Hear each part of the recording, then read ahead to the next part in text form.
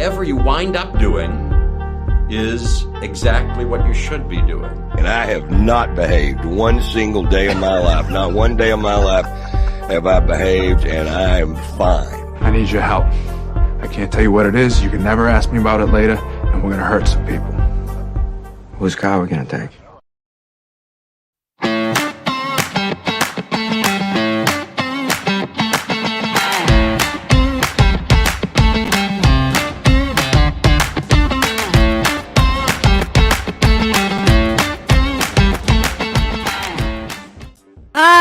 Hello. Thank you for joining us on the Nikki Medoro Show, live on YouTube starting at noon Pacific or anytime because of the magic of YouTube. Great show coming up. Yes, Elizabeth Holmes has turned herself in. I was sitting at dinner at my parents' yesterday, and I don't mean to bask in the misery of others necessarily, but she deserves to be in prison. It's not like I don't feel for her family or her children or anything, but yeah, she's there. And so we'll touch on that in just a bit. Also, what would you value more? Think about this before we get to the topic. Health insurance or paid time off?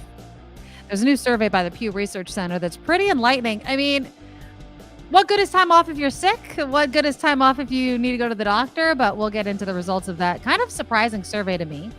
Let me know how your Memorial Day is, because unfortunately, a lot of sad headlines coming out from the weekend that started, of course, on Friday. We have that shooting in Florida. We have these Marines in Southern California that were beat up. That's just awful. Bottle Rock also happened this weekend. My brother was in town. I mentioned this yesterday, if you caught the mini episode we had yesterday. And he comes back and he tells me the story about how he was profiled, but not for what you think. It wasn't his race that he believes was why an officer profiled him. So we'll get into that. I have had a very sad moment in my life. I turn on my TV and something pops up on my streaming at Netflix that just crushes my soul. So yes, the Netflix password sharing crackdown has entered the Medoro household, to my dismay. Did you see the canal in Venice turning green? They now know why that happened. Did you also read that letter that Brian Laundrie's mom wrote to him after, Gabby Petito's murder? It is absolutely insane. Thank you to Calvin for sending me this story. Alexandria Ocasio-Cortez blasting Lauren Boebert, who claims it's cheaper to have a kid than buy birth control.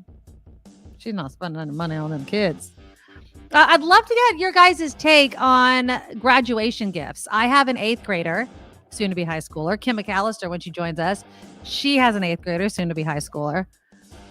And I'm sitting around with my friends and they're talking about all these graduation gifts. And I'm like, shoot, what am I getting my child for a graduation gift? I'll tell you what she's mentioned. I don't know if I'm getting that, but you guys let me know what's inappropriate, because it's not high school. It's like a promotion, right? What do they call that? A culmination or something for 8th graders? I don't know. So you guys let me know in that. I want to see if Kim's getting her daughter anything for 8th grade graduation.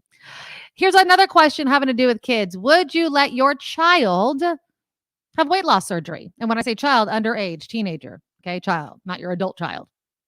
Apparently, the American Academy of Pediatrics has published new guidelines for the treatment of obesity, especially with young people. And it might surprise you that many times they are promoting weight loss surgery. So what do you think about that? I mean, I have my own thoughts, but we'll get into that. And then, of course, we'll end the show with some funny videos from, again, the holiday weekend. One of them has to do with that famous cheese rolling race. And another has to do with a pageant contestant's husband having an absolute temper tantrum. So that is all coming up today on the Nikki Medoro Show. But before we get to all of that, please click the thumbs up button to show your support of the show. I love how many of you are here before even the show begins, and I appreciate it. I hope if you're here early enough that you can click the thumbs up and not forget that. It helps the show, expand on YouTube, of course. The super chat is also live. If you want to throw us a super sticker, a super comment, a super thanks, just look for the $, whether you're watching live or on replay, and you can donate that way. And then the number one way that we ask, that we beg, that we plead for you guys to help support the show and keep it sustaining is becoming a Medorable. And the Medorables are my monthly Patreon subscribers. Just go to the NikkiMedoroShow.com, the NikkiMedoroShow.com, and you can sign up and be a monthly subscriber of any amount. You know, obviously I want it to be as much as you can afford, but I don't want it to break you. But if you think about, I don't know, some streaming services that are cracking down, what do you get more of, right? I mean, I know that it's just one show. It's not Netflix's library of shows. But if you can become a Medorable and donate to our Patreon, we would totally appreciate it. And of course, our PayPal link, the NikkiMedoroShow@gmail.com is up there. And our merchandise shop, which is the NikkiMedoroShop.com. That is all coming up. Or that's all available at the NikkiMedoroShow.com show website. I'm just looking outside my window before I was getting here. It is not, I mean, it's sunny in San Jose, so I'm not going to lie. I do love living in San Jose because we get such nice weather down here. But they were having this whole thing this morning about the June gloom, since June's right around the corner on Thursday. And yeah, it just seems that Mother Nature doesn't know that Memorial Day is the unofficial start of summer. Let me ask our friend Kim McAllister. So Kim, is it sunny and warm in Petaluma? No, we got fog. Does that suck? We're pretty close to Bodega Bay here. And Yeah. so we get the kind of that fog rolling in. Usually clears up by the afternoon, but yesterday it was kind of a gray all day. Yeah, it sucks, right? I mean, I like, Mhm. look, I know we need rain, but if it's not going to rain, can I get my sunshine and warmer temperatures, please? Can I actually start to feel like summertime? Yeah, Amy's saying it's pure fog in Yeah. San Francisco, which again doesn't surprise me. The best month traditionally for San Francisco is like October, right? It's just Yeah. gorgeous in San Francisco. But they're saying that this foggy conditions from many parts of the Bay Area can last all the way through the middle of June. I don't mind So, it. I have to tell you, I ugh, don't mind it. My I mother mean, hates it. She finds it yeah. depressing. But I kind of find it, I loved living in San Francisco.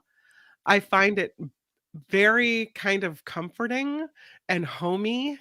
I don't know. I kind of like, I don't really like extra hot weather. I don't want it to be in the 90s. Oh, I see, I like a like little, 85. 85 is hot enough for me to go swimming, Mhm, but I'm not like dying every time I get in right. my car. You know, like I Yeah. could roll the windows down, a little wind in my hair makes me feel great, right? But I don't like the overcast skies all the time. So Yeah. this morning I woke up, it was kind of gloomy in San Jose. Right now it's gorge. A little windy over the weekend, so my allergies have been kicking up, so that kind of Yeah. sucks. But Lots of yeah, people feel that way. exactly. It sucks. So yeah, enjoy the sunshine while you can get it, people. Enjoy the sunshine. You know who's not going to be enjoying at least too much sunshine for a little while is our friend Elizabeth Holmes. Yes, indeed. She has, I have the video of her going. Sayonara, sucker. Sayonara. So I don't mean to be like heartless, but I'm being like really Ugh, mean about the whole thing. So here she is. I'm This is the video. frozen. Thanks to Scott Budman for Yeah. showing the video. There she is. Goodbye, Elizabeth. Bye-bye, girl. Bye. Bye-bye. I mean, she doesn't seem that upset. But what would you wear if you knew that you were going to prison? I mean, it's kind of like, what am I going to wear to prison? She's wearing kind of a cozy little sweater and doing that whole thing. But if I was going to prison, I don't know if I'd have a smile on my face. And she did seem a little bit perky up there. But yeah, so she's begun serving an 11-year sentence, but they say she's only probably going to serve like 7. So she has a new baby, am I right? 2. She had a baby and then she just Okay. had another baby. 2 kids. So she has 2 kids, and I don't know about you, but if I have to leave my kids for 7.5 years, she must be banking on that appeal because I would be beside myself. I mean, I would be inconsolable walking She had into these that children place. knowing her ass was going to prison, Kim. She had these children. But you have She to got leave pregnant you have to because leave she your knew and babies. she thought she was going to get the sympathy vote. The sympathy, and she gambled. She did not need to leave her kids Yeah. that long. She could have, reached a deal, gotten a lighter sentence, but no. Her ass thought that she was going to be able to get off, that she had good enough lawyers. She lied. Now you have to serve your time. You're leaving your children. You're missing such important years. All of them are, but very important beginning of their life Crucial. years. It Yeah. sucks. I mean, Karen, I hear what you're saying. Mhm. I don't know how rich her husband is or how well off they are or how much money they were able to sock aside. But what do you think? Is it better to see, and I know I'm being really mean right now, and I don't mean to be, because I do feel for these children and I agree. But it's good also for her children to see the consequences of bad actions. Like, you need to have consequences for your actions. Not the same thing, but I shamed someone this weekend inside a Big Lots. Ooh, Because what they happened? walked right out with the cart full of stuff. So I don't know how much. Okay, I'm gonna be honest. I don't know how much was in the cart. Okay. How do you know they didn't pay? So I'm standing in line. So there's Okay. two men in front of me in line at Big Lots, and I'm looking at the registers. And all of a sudden, I hear one of the cashier guys go, "Hey, you got to go this way. You got to pay for that." And so I look up, and he's like, "Hey," like the cashier to the guy, and he's like, "What? Yeah. What?" Like, just like that. What? Like, I don't know. He looked like he was in his 50s. So not like a teenage punk or anything like that. Doesn't look like he's on drugs. Didn't look like he was homeless. Okay. Just a total guy that you see walking down the street, walks right out. And so he's standing, he's like slowly walking out. And I'm like, shame on you. I was like, you don't need to do that.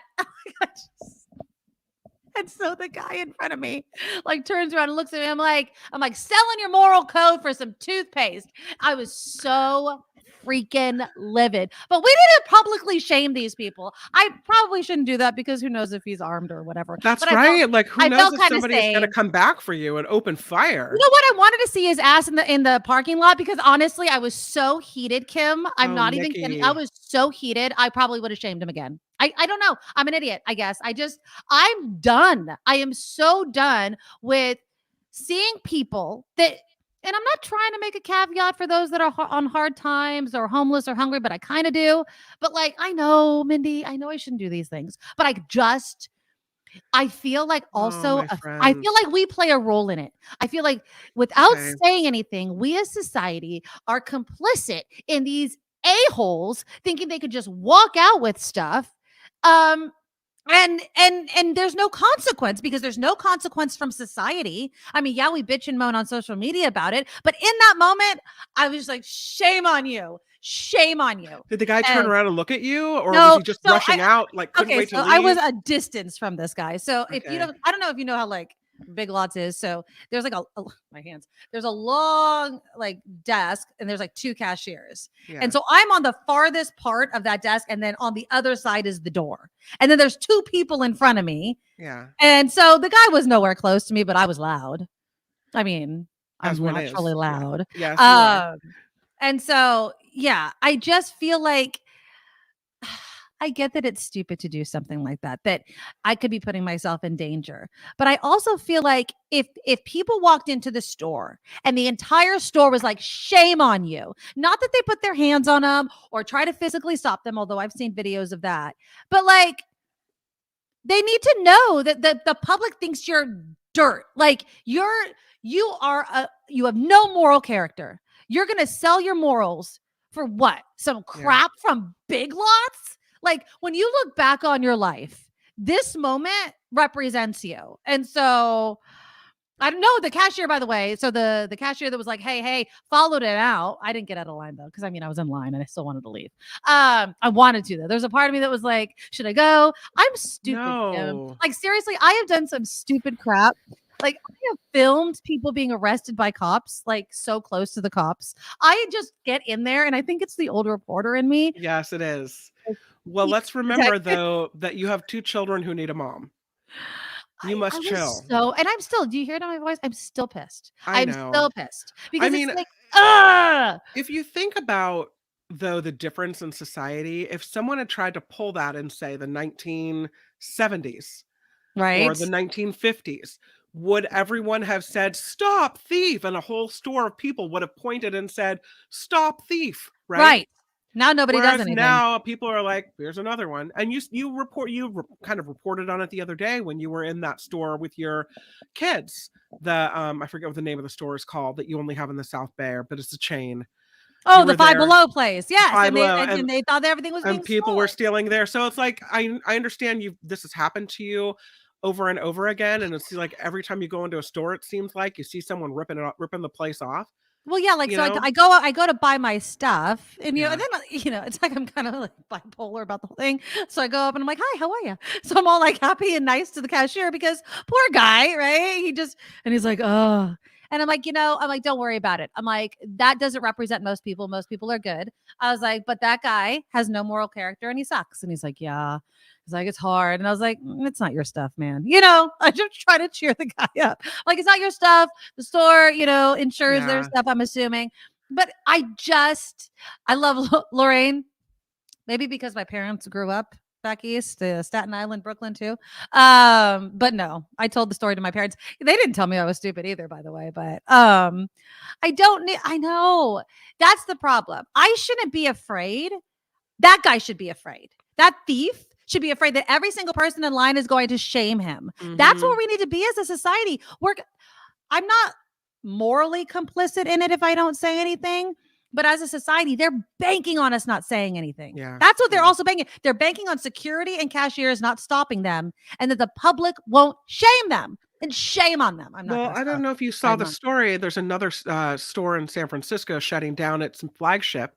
That's the Gap. Old Navy. Gap today. Gap today? Oh my goodness gracious. So Gap is closing theirs. Old Navy is closing theirs. T-Mobile is closing their massive Union Square property. Nordstrom is closing. So you've got all these big stores that are closing down their San Francisco locations. And yeah, I agree with Wes, who says pretty soon it's all going to be, online ordering. And pick up. Yeah. And then you know what? I have no problem with that.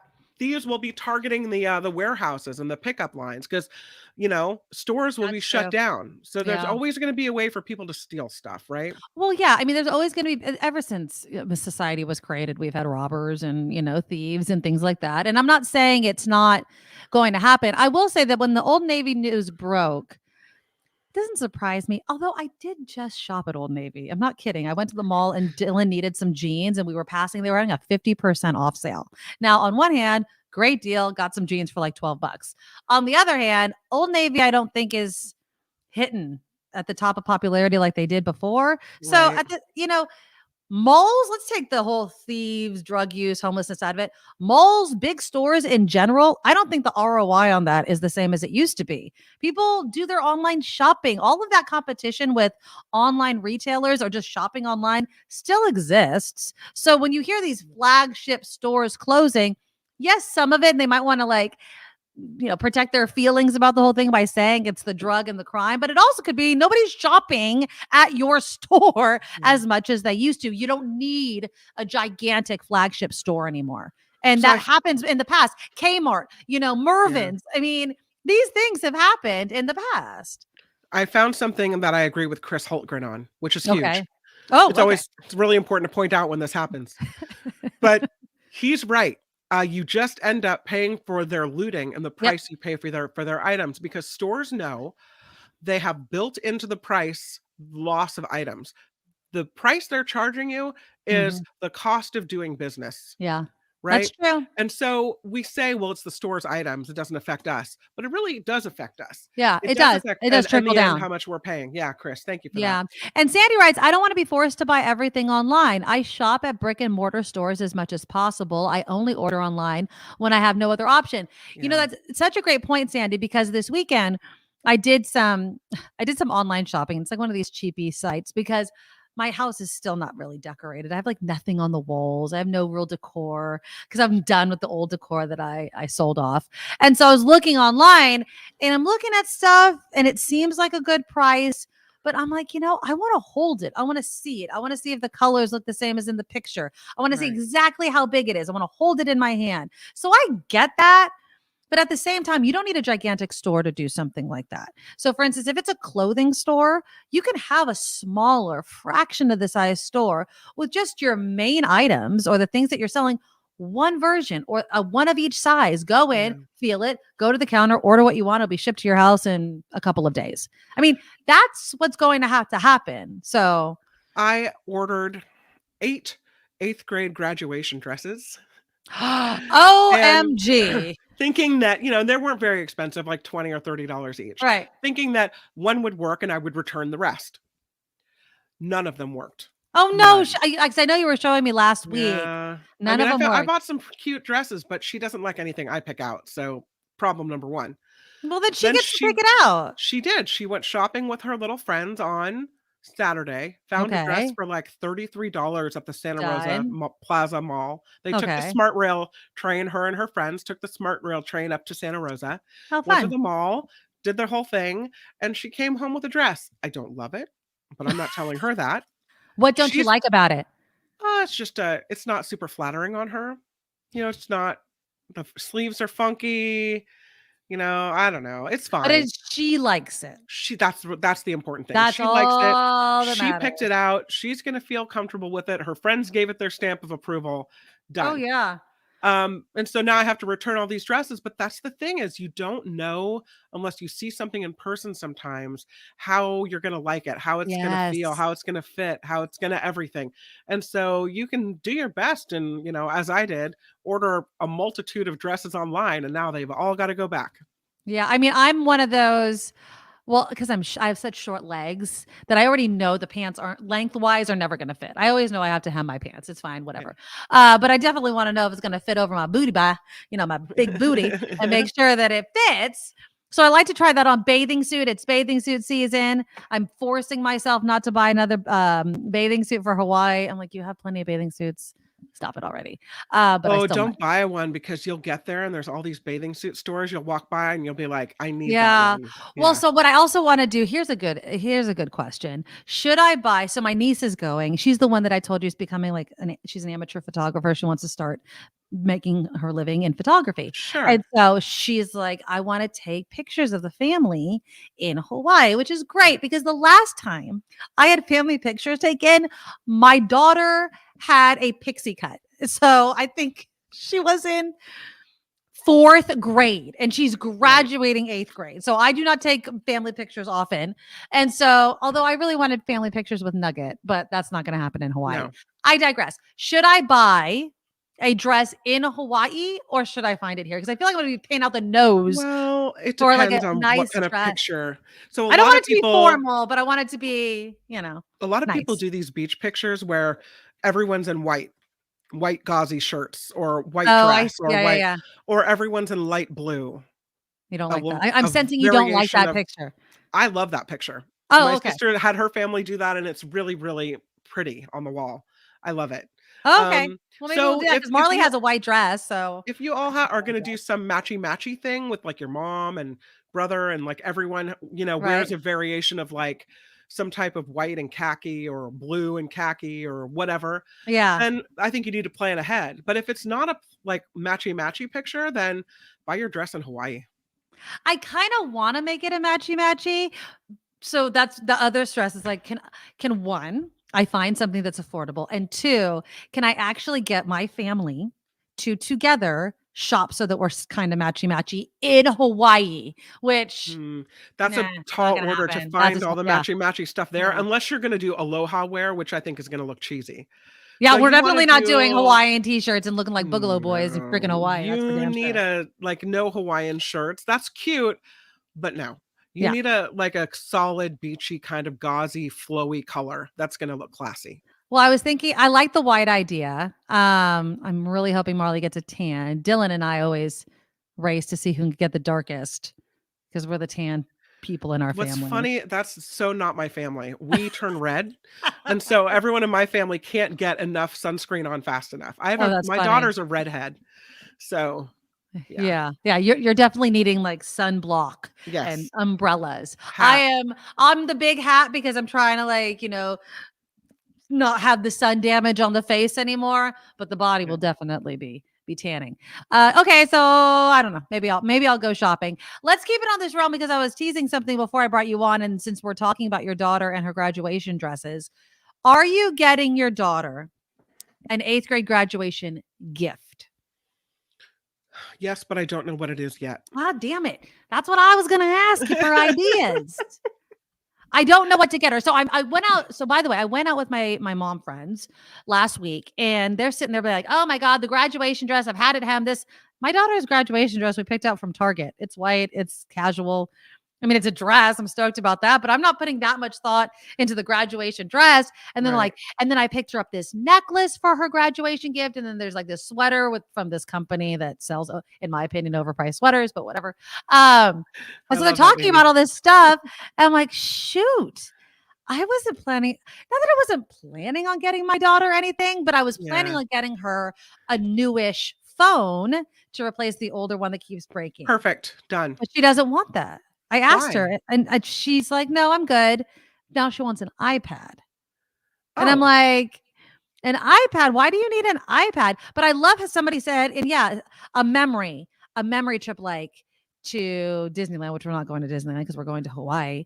But what would be a good 8th grade graduation? Oh, Jim said it. Graduation for 8th should be a memory, like money mhm. for Disneyland or a cruise. I went to Disneyland with my mom in 8th grade. We got one of those drawings done, you know what they do, Yeah. like a cartoon drawing, and they Yeah. still have it up in the garage of me and my mom in this little sketch. And I totally So remember that. it shouldn't be like a high school graduation gift, like pearls or anything. That's too Oh much. God, no, Marley doesn't want. I was like, "Do you want a necklace?" She's like, "No." I was It like, should be something littler, something that they can remember, and whether that's an experience or whether that's a thing, but just not something so expensive, like maybe half as much as a high school graduation gift, right? Like yeah. something 50 or under, maybe. Well, that's what I mean. Like an iPad's like, do I need another piece of electronic in my home? I love the idea of a trip. Here's the thing. She graduates 8th grade, and then the following week she's in Washington, D.C. And then Yeah, 2 weeks after that, we're going to Hawaii. Like, how much more does this kid need to travel? right. Right. So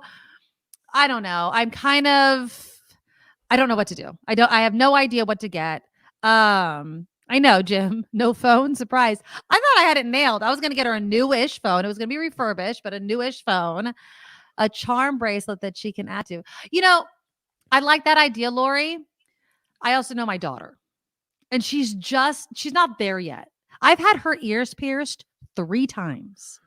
3 times. Why? Well, usually then she's part of a sport that requires her to take them out, and then she never Mhm. forgets to put them back in, and then she's a wuss, so she won't like push through the little bit of skin or whatever that started to form. Yeah. I cannot put my earrings in for like a year, 3 years, and my whole stay open. This chick's ears close like instantaneously. So Wow. it sucks. Yeah, and then Liz also kind of proving my point. My kid's got nothing. It's only middle school. That's also what I was thinking. I'm like, but I did go to Disneyland with my mom. I do remember that. I Yeah. remember her being, "What do you want for your graduation?" I was like, "I want to go to Disneyland with you." And you know, when you look at your kid and you're like, "I want to do something with you." My mom's like, "Okay." So I don't know if it was because of that. Yeah, she doesn't want a necklace, Vilma. She doesn't want anything like that. So maybe money. I guess I could give her money, but she'll spend it. She's got that spend gene, you know. She does not have my frugal gene yet, even though I Mm-mm. try to pound it into her head. She doesn't have it. So, Well, I'll let you um, know when I figure it out. It might be a yeah. gift card Julia has asked for, and I've said no to, a very expensive bottle of perfume. Ooh, who makes it? I Armani or something. Oh, okay. I have It's Ariana Grande's perfume. oh, Love it. It's a little spendy. It's like $80. I don't know so if that's this one's like expensive, but 100 and something, $120 for a bottle of perfume. I all have right. never in my life spent that much money on perfume for myself. It's just No. not on my list of priorities. Like Yeah. that's not So you're not a where perfume person. I'm not a big perfume person. It's not where I spend my money. So that she wants this is great, but I'm not spending 100 and some odd dollars on perfume.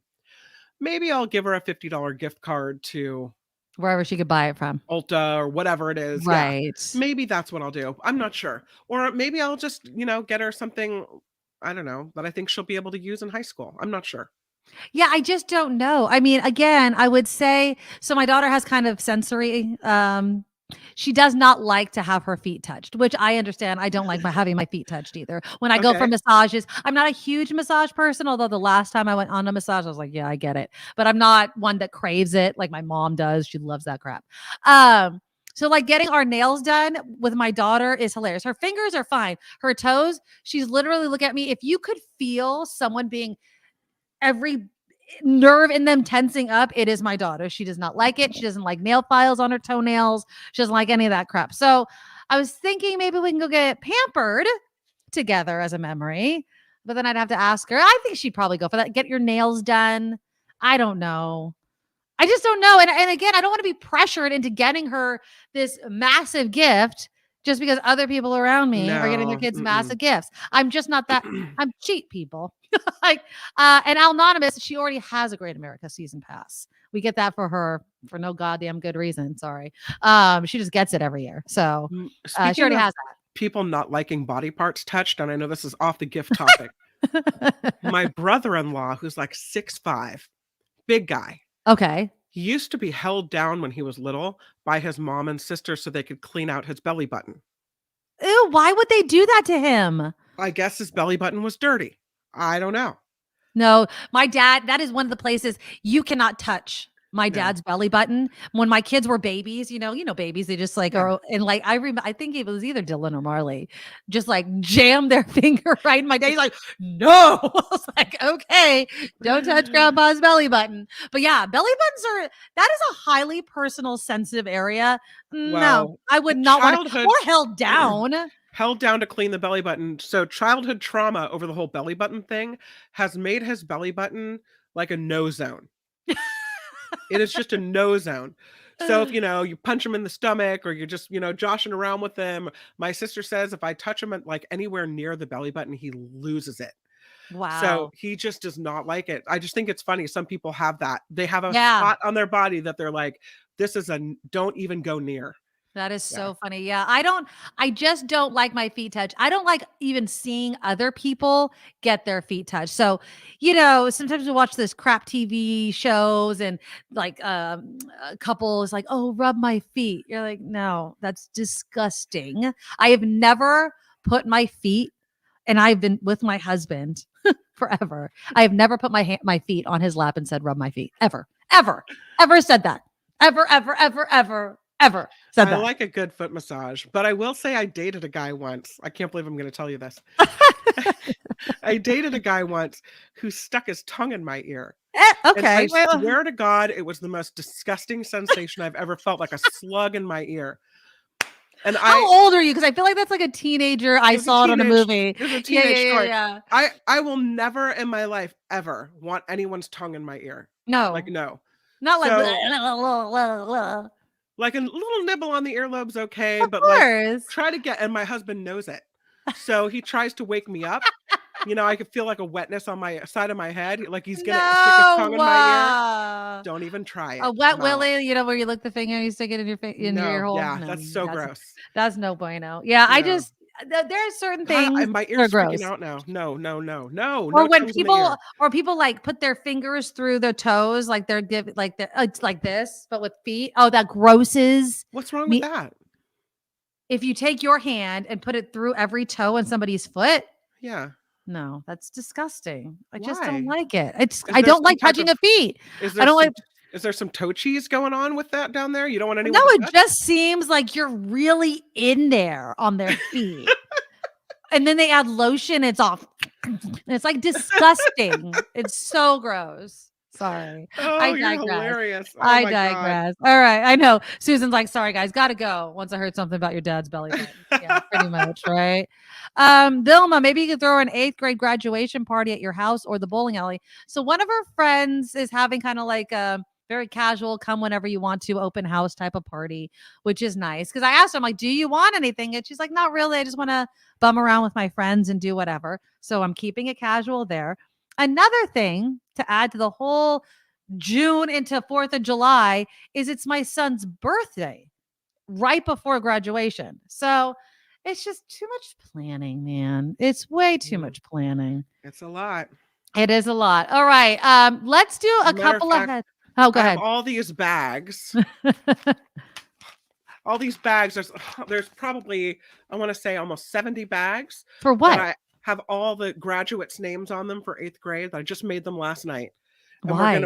we're gonna put T-shirts of their high school of choice in there, and a couple other gifts. Oh, this is through the school. You're volunteering. That's for the school graduation thing. Yeah. I thought you were just doing that out of the goodness of your heart. And I Oh, was no, like, no. my God. I was like, wow, you do that. How many do you have to do? 62, I believe. Oh, that's not that big of a class No, then. Oh, no. that's not bad. Yeah, we would have way too many to do. Okay. When we come back, We'll talk a little bit about Memorial Day headlines. Obviously, some sad news. There was a shooting in Florida. There were some Marines beat up in California. And here's a question, with Memorial Day being a holiday and obviously summertime's coming up, what do you value more? Do you value paid time off or employer health insurance? There's a new survey from the Pew Research Center that takes a look at it. And, on one hand, health insurance is expensive, but would you forego paid time off just to ensure that you have health insurance? Before we do that, click the thumbs up button. I want to say thank you to James Buchanan with a $2.99 super sticker. Wes also started us off with a $5 super sticker. Thank you so very much. You guys are awesome. I appreciate it. Just look for the dollar sign. That's the super chat. It's live. You could donate to the show. Of course, going to the NikkiMedoroShow.com is a great way to become a Medorable, become a monthly subscriber to the show, and keep this crazy thing going. And now here's Kim with some news. Now, from around the world to up your street, the Nikki Medoro Show presents News Czar Kim McAllister. I have been so enthralled by the belly button foot conversation that I didn't look up any pictures. So we'll just do the news straight on. How about that? I'm Kim McAllister on the Nikki Medoro Show. The House Rules Committee is reviewing the debt ceiling bill before deciding whether to send it to the House floor for a vote on Wednesday. The panel includes a pair of Republican conservatives who say the deal does not cut spending enough to justify extending the government's borrowing limit. House Speaker Kevin McCarthy and President Biden are urging lawmakers pass this legislation before the June 5th default deadline. The Carter Center says Rosalind Carter has dementia. According to today's announcement, the 95-year-old former First Lady continues to live happily at home with her husband. Former President Jimmy Carter entered hospice care earlier this year, and he is the longest-lived former president in U.S. history at 98 years old. Governor Ron DeSantis hitting the road to campaign in several key early voting states. He will spend 2 days in Iowa, followed by visits to New Hampshire and South Carolina as well. Recent polls show the newly announced Republican presidential candidate trailing former President Trump by a very wide margin among GOP voters. The United States is slapping sanctions on 17 organizations and individuals in China and in Mexico for their involvement in fentanyl-laced pill making. Secretary of State Antony Blinken noting the U.S. is taking the step in coordination with the Mexican government, and the steps are intended to target criminal entities and also individuals, not the countries. The Denver, so that is what is happening there. There is a worker at a popular bakery in San Francisco's Chinatown fighting to survive. She was stabbed several times yesterday in the back and the neck as well. Witnesses report a man walked into this bakery and started attacking without saying a word at all. They heard the victim scream, saw her fall to the ground. The suspect is behind bars, but no details on any possible charges or a motive there. 2 Santa Clara County Sheriff's correctional deputies are recovering as well. They were attacked at the main jail in San Jose Sunday night. At least one inmate, possibly more, reported to have used a handmade shank. That person allegedly upset their privileges were going to be taken away. The deputies sustained puncture wounds and defensive injuries as well. A SpaceX capsule carrying the 4-member Axiom crew is on its way back to Earth after undocking from the International Space Station. Happened this morning. The Crew Dragon spacecraft carrying former NASA astronaut Peggy Whitson, along with 3 paying customers, and they are expected to splash down off the Florida coast late tonight after a 10-day scientific journey there aboard the rocket. And a story about lottery jackpots. The Powerball jackpot is now rolling over. If you were waiting for that right number of when to pull the trigger and buy it, with no grand prize winner in Monday night's drawing, the jackpot for the Powerball jumps up to $239 million. 121 if you take the cash option. Meanwhile, still time to buy a $2 ticket for tonight's Mega Millions. That's at $187 million. I need to go buy a ticket, I think. I don't know. Is there a number that you wait for where you're like, okay, now I'm going to jump into it? Because I feel like it's better to wait to do it when it's smaller because fewer people will do it. And so it's less likely Right. that you're going to have to share it with anybody. But it's getting there. It's So getting the there. way they changed the rules, the way they changed the drawing, the way they draw, Mm. apparently makes it more likely that it's going to swell. The prize will swell like this. Okay. So I think you're going to have a better chance of it actually popping, of all numbers being selected when you get a bigger jackpot.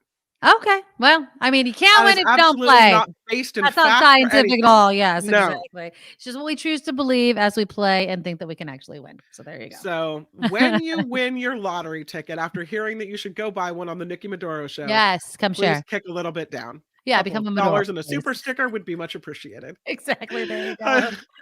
I'm Kim McAllister on the Nikki Medoro Show. Yes, exactly. Thank you, Kim. Go to theNikkiMedoroShow.com, theNikkiMedoroShow.com. After you win your lottery winnings, become adorable. Donate any amount you want or bump up your donation. We really appreciate it because we want to keep the show going. Okay, so if you had to choose whether to have time off of work, okay, not choose, but what do you value more at work? Do you put more importance on paid time off or on having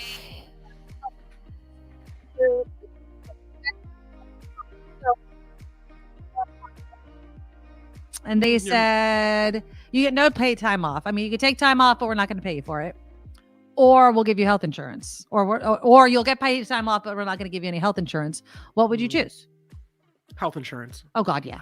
I mean, there's just no ifs, ands, or buts about it. I mean, health insurance is so expensive. So this Pew Research poll finds most workers, though, place a high priority on paid time off.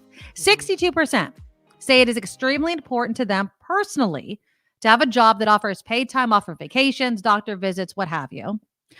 Compared to only 51% who say it's important to have health insurance, a 401k, or retirement program. So health insurance was 51%, 401k was like 44%. But here's a caveat. When those who place a high priority on more than one of these are asked which one they would choose as most important, most do say health insurance. Yeah.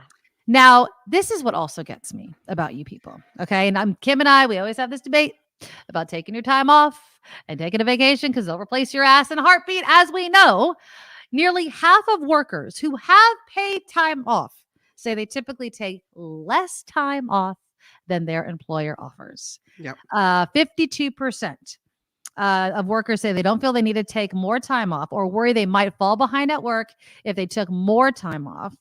43% say they feel badly about their coworkers taking on additional work, while smaller shares cite concerns that taking time off might hurt their chances for advancement, or they risk losing their job, or their manager or supervisor actually discourages them from taking time off. Now, there is no way in HE double hockey sticks that I am not taking all of the time off every year. Well, now it's different, right? San Francisco doesn't give me any time off, right? I'm just part-time. And obviously here, if I'm not here, I'm not here, but I don't have paid time off, okay? But what about you guys that are in traditional kind of jobs? Let's just ask this, do you take all the time off every year?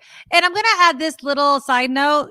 Some years I would take less than offered because I can roll it over. And if I knew I had a big vacation coming up that I needed more time, I would do that. But if it expires and you use it or lose it, if it's a use it or lose it, do not lose it. I think there are some people that like banking their vacation and saving as much as they possibly can in case they have an emergency. Yeah. I get that. I get that. But if you lose it, if it's a use it or lose it situation, you better use it. Yeah, no, I don't think that health insurance is way more important than paid time off because look, if you're sick, if you're sick and can't go to the doctor and so you're just sicker and sicker and sicker, you're using that damn time off anyway. Right. And so you need to be well. And again, I think that I was listening to an interview actually this morning when I was driving to the bank and they were talking to just people about how they felt about it. And there was this great thing that one of the guys said. He's like, so many, and he was talking about Americans. So many Americans base their life around working Mhm. instead of making what they do during the day just a part of their life. And sometimes when I'm really like, especially when I worked the morning show in San Francisco at Station X, and I was just like not wanting to get out of bed, I would tell myself, this is just part of what you're doing today. You're going to be doing this and that and this and that. So don't think that this is the only thing that you're doing, because if you do, then it's just very kind of depressing after a while. Oh, well, that's nice. Cheryl writes in, where I worked, we could cash out paid time off as an option every year. Well, that's kind of cool. Dave says, I work for myself. I get no benefits or PTO. My boss is a jerk. It's you, man. Be nice to yourself. Okay, yeah, go ahead. I'll get to that, Neiman. I'll share this story in just a moment. My brother was profiled, Kim. So I'll be getting to that story in just a moment. But go ahead. I was not important. I was just going to say, I think vacation needs are different depending on the point you are at your life. No. When I was young, in my 20s, and I had a full-time job, there was a woman who was suffering this debilitating illness at work. Okay. And she didn't have enough vacation. So everyone decided they were going to kick in some of their vacation days to her, so she could take time off for chemo and whatever else. I think the company allowed us to give no more than 5 of our vacation days to this woman. Each? And you did that? I did that. You gave 5 days? I had 5. I mean, what do I, 22? Where am I going? What am I going to do? Nothing. And so when I look at my life, and I've got a 13-year-old, and I look at it as I have 5 summers left with her before she's of age and, on her own in the world. And maybe she'll go on vacation with us, but I can't count on it. I have 5 summers left with her. And so every moment that I get to take off, or every paid vacation day, which I don't get anymore, but whatever, is those vacations, that time is more important at this time in my life to me. Right. So to me, that makes a difference. See, I think so. I come from I agree with you. Okay. But I come from the philosophy of, you are making assumptions about how long your life is going to be. There is no guarantee that you were going to live to 23. And so you were, and again, I understand you were helping somebody out, but there's no guarantee that I'm going to live till tomorrow. Right. And so, you know what, if I want to take that vacation or spend time with my kids, or that is more important to me. Yeah. Always hand down. I don't care if I have a 13-year-old, a 23-year-old, or a 33-year-old. Right. That might be the only summer that I can plan a trip with them. And yes, I understand that they're going to have different wants, needs, and desires, and I might not be included in it. But no, absolutely not. Like, I'm still going to take vacations, even if I have no children. Because again, they will replace our asses in a heartbeat. And so there's no freaking way that I am giving my life and my memories and again, the no guarantee of how long I'm going to live to a company that, rightfully so, I'm just a number on a budget line. So, and I'm saying it kind of harshly, but it's because I firmly believe there is just no guarantee. We make so many assumptions. Oh, I'll do it next summer. Who the hell says you're going to get next summer? Who says your dad's going to get next summer? God forbid your children are going to get next summer. Like, no, there's no guarantee. So I live my life, or I try to remember that constantly, to get over the guilt that I do feel sometimes if I have to say no to something, or this or that, the other. I will always say yes to me first, because I think that everybody should live life like that. Like, say yes to you and to your experiences and to your memory and to your family and to everything that you can get out of it before work. I'm not talking about like helping people out, and obviously your coworker going through something is obviously a different situation. But if it's between me or my boss, it is me every time. It is me every time. Okay, so I teased this story, so I have to get into it. Bottle Rock was this weekend. I heard it was great. Keanu Reeves, I talked about it a little bit yesterday during the mini episode we had. Keanu Reeves was there with Dog Star. Apparently everyone was loving it. Lizzo, guess there were hateful signs that she mentioned when she was on stage. I love her. But my brother went, and he met with a bunch of his old high school friends. He went with his wife. They had a great old time. when they were leaving. So they stayed in Sonoma County somewhere, like an hour away from Bottle Rock. Okay, was the closest place that they could stay. They probably And stayed in Petaluma. They were I probably don't know here. I forget where they stayed. Yeah. But they were staying in a hotel, right? Okay. And it was one of those hotels. I'm laughing as long as it. So it's one of those hotels that when you try to pull in, there's a gate, and so you swipe your key, and then you Okay. go in, and then the gate shuts behind you. Okay. Fancy. Okay. So my brother is driving, and there's a Jack in the Box. My sister-in-law wanted Jack in the Box. She's starving. You know, they didn't eat enough before Red Hot Chili Peppers or whatever, and so they're eating. And so this is the situation. The way my brother describes it is there's numerous entrances into this hotel. Okay, into the parking lot. And so when he's trying to pull into one, the light turns red. So he goes forward through the straight light because the turn light was red. So he goes straight through and decides to go into the other entrance. Little does he know there's a cop in like a black SUV type of vehicle behind him. And so my brother's waiting at the gate, right? And he swipes the key. And right when he swipes the key, the lights from the cop. And now, mind you, my brother's kind of funny. And so he's like thinking to himself, well, I don't know if that's for me necessarily. Maybe he's trying to turn around or something. So he goes in, and right when he goes in, the gate shuts behind him and it locks. Oh. So my brother starts laughing. My brother and my sister are laughing, like, ha ha ha. So my brother just drives around and parks in front of his room, right? He doesn't stop or anything. And I totally have permission to share this story. Okay. And so the cop has his driver's license. I mean, they know who he is now, right? No, he hasn't been pulled over yet. He just turned on his lights. Okay. My brother doesn't do anything. He just goes into the parking lot, and the gate shuts behind him, blocking out the cop. So the cop finds another way in, finds my brother, and so my brother's arm is outside, the thing, and he walks up kind of hesitantly. And my brother, just to let you know, has a lot of arm tattoos. His tattoos probably go down to this. Now, mind you, my brother is not. He's a silly guy. He works for a nonprofit with children, like really Yeah. But anyways, he just has his arms out with his tattoos. That's all this cop can see besides mine. He has a shaved head. Okay. Right. And a beard. And the cop comes up to him and he's like, are you on probation? Or are you on parole? Or something like that. Right. And he's like, and my brother's stupid. So he laughs at everything. And he's like, no. And so the cop's like, are you sure? Are you doing? He's like, no, I am not on probation. Like, why are you running from me, sir? Right. And he's like, no, I just went in and swiped the thing. And sorry, the gate closed on you, but I don't know that you're pulling me over. I'm literally waiting for and I don't know. I'll give him the benefit of the doubt. He didn't technically do anything wrong, but if the gate opened and I'm stopped, I'm not going anywhere.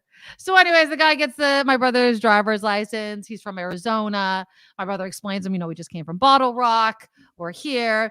He makes my brother get out, even though he is at his hotel room, like right in front.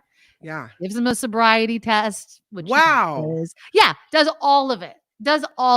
And so he's like, I was profiled for my tattoos. He thinks that he was profiled because he was a guy with a shaved head and tattoos. Now, what do you think? I mean, I do think it's a little weird that a cop, the first thing he says to somebody is like, are you on probation or parole or something? Well, I think you have to look at it in context of the lights and sirens came on and your brother didn't immediately get out of the car and turn around and say, is that for me?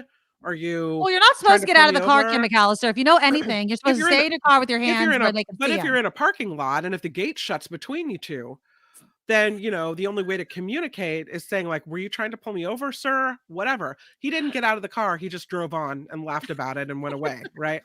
So the cop's probably thinking the reason this guy drove through the gate is because he's trying to get away from me. He's trying to get away from me. And why would he try to get away from me? Well, he must not want to be arrested because it means he'll go back to jail or something like that. And these cops have to deal with that on a daily basis. People trying to get away from them because But I mean, it's pretty stupid to try to get away from somebody inside a hotel parking lot with a gate. It's pretty silly. I mean, it was just really lame. So, he's so funny. And then he probably saw the tattoos, and based on what had already happened, then he made even more of an assumption. So you have layer upon layer of things happening there. Well, I mean, that's my guess. I don't know. the reason also that I brought this up is during the concert at Bottle Rock, there's someone called. Oh, I'm brain farting on the name. It's this guy, but he's kind of like Post Malone, but he has all these tattoos on his face. And my Post brother Malone was has tattoos on his face. no, I know. So Yeah. Post Malone does, but it's this other guy, Timu Smiley, or I don't know if I'm saying his name right. Okay. Swims, maybe something like with an S last name. Anyways, he was up there and he has a hella tattoos on his face, big beard. And my brother was saying, wow, when he talks, how he sounds doesn't necessarily match how he looks. Can't And judge I a was book like, by the cover. Yep. exactly. And I was laughing because I'm like, you're saying this about this rap singer, whatever guy with tattoos on his face and that he doesn't sound the same. And you were literally profiled simply because you have tattoos all the way down your arm. And he even, because my brother works in a very professional environment, he's like the CFO of this freaking nonprofit. So he makes sure that his tattoos don't go to his wrist, right? So when he puts dress shirts on, like you can't see, he doesn't have any tattoos where you could see them. Lori's like, I think he was profiled more for the laughing than the tattoos. Maybe, but I don't know if he was like laughing at the cop when the cop pulled up. He was laughing with my sister-in-law before they got pulled over. He was absolutely profiled. Natalie says, yeah, I mean, Teddy Swims. Thank you, Rebecca. Teddy Swims. That's who it was with the tattoos on his face. I never heard of him before, but apparently he was playing it at Bottle Rock, and how his behavior, his demeanor, the way he danced on stage was surprising my brother because he had all these tattoos on his face. I says, well, that's just that guy, and he just got tattoos on his face. And then I just used the whole entire experience to tell my children, please don't get tattoos on your face. I'm not judging anybody if you have a tattoo on your face, but it's really limiting. I'm sorry. You want to talk about profiling somebody with tattoos down their arms. You have a tattoo on your face. You could do it. You could do it. But yeah, I don't know. I advise people not to do it. Teddy Swims is a crooner of all R&B music. I've never heard him before. But yeah, he made an impression. My brother liked him. I've never heard his music. Harry, but was his belly button clean? Not quite sure. I'm not quite sure, but yeah, tattoos can definitely be a way for people to be profiled. That is for sure. All right. Here's a picture of Teddy Swims. Oh, good. You brought it up. All right, here we go. Yeah. So what's he say on his face? Home at last. I don't mean to judge, but I'm judging. Okay, we ready? I'm going to judge. I just don't get face tattoos. I just don't. And I know people, and there are some that I actually like. I don't think that they look that bad. I just feel like it is quite, you have to love it.